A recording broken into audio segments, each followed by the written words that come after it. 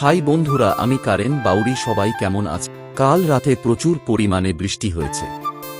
সকালে ঘুম থেকে উঠে দেখি আমাদের বাড়ির সামনে থাকা পুকুরটা বৃষ্টির জলে ভেঙে গেছে।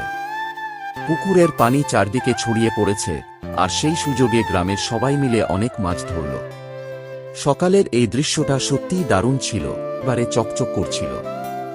গাছপালার পাতায় জমে থাকা বৃষ্টির পানি টুপটুপ করে পড়ছিল। চারপাশের পরিবেশটা যেন একেবারে বদলে গিয়েছিল।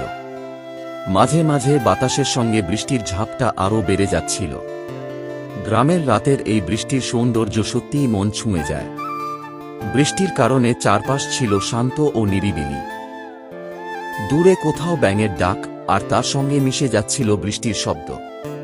এমন বৃষ্টি ভেজা রাতের পরিবেশ উপভোগ করতে সত্যিই ভালো লাগে। আজকের রাতের এই সুন্দর বৃষ্টির মুহূর্ত আপনাদের সঙ্গে ভাগ করে নিলাম।